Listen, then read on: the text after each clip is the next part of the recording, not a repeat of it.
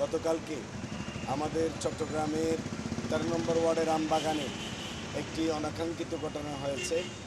ওই ঘটনার প্রেক্ষিতে আমাদের প্রায় 8 জন ভাই আহত হয়েছে এবং তাদেরকে ট্রিটমেন্ট দেওয়া হয়েছে চট্টগ্রাম মেডিকেল কলেজ এবং বিভিন্ন বেসরকারি হসপিটালে।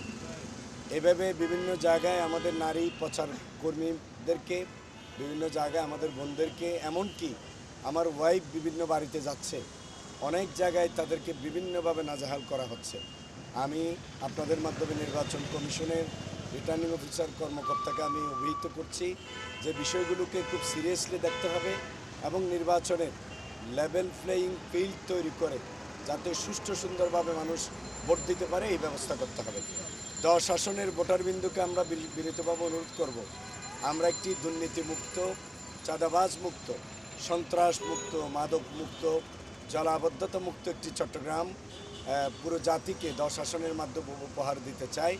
আপনারা সকলে মিলে আমাদের সাথে যদি সহযোগিতা করেন, একদিকে গণভোটে আমরা হ্যাঁ বলবো, আরেকদিকে দাঁড়িপাল্লায় ভোট দিয়ে আমরা বাংলাদেশটাকে নতুনভাবে সাজাতে চাই। আশা করি আপনারা আমাদের সাথে থাকবেন। তরুণ তরুণী, যুবক যুবতী যারা বেকার অবস্থায় আছেন, আমরা ইনশাআল্লাহ আপনাদেরকে ব্যাপক ভিত্তিতে কর্মসংস্থানের ব্যবস্থা নেব।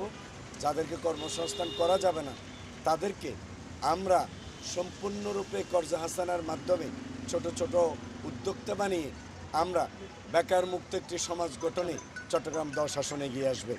আরেকটি বিষয় আমি অ্যাড্রেস করতে চাই, বিশেষ করে আমাদের মেডিকেল কলেজটা আমাদের শহরের এক পাশে। আমার যে জনগোষ্ঠী 11 নম্বর 26 নম্বর ওয়ার্ড থেকে শুরু করে হালিশহরের বিস্তৃত অঞ্চল, পাহাড়তলির বিস্তৃত অঞ্চল, তারা চট্টগ্রাম মেডিকেল কলেজে আস্তে আস্তে অনেক সময় রুগীদের অনেক অসুবিধা হয়ে যায়। এজন্য আমি, আল্লাহ যদি আপনাদের ভোটে নির্বাচিত করেন, আমি হালিশহর কেন্দ্রিক একটি মেডিকেল কলেজ করার জন্য আমরা উদ্যোগ নেব ইনশাআল্লাহ। মানুষদের, নাগরিকদের যে স্বাস্থ্যসেবা সেটা আমরা নিশ্চিত করার চেষ্টা করবো ইনশাআল্লাহ। আপনারা 12 তারিখ সারাদিন দাঁড়িপাল্লায় ভোট দিন। 12 তারিখ শুভ দিন, হ্যাঁ ভোটে ভোট দিন।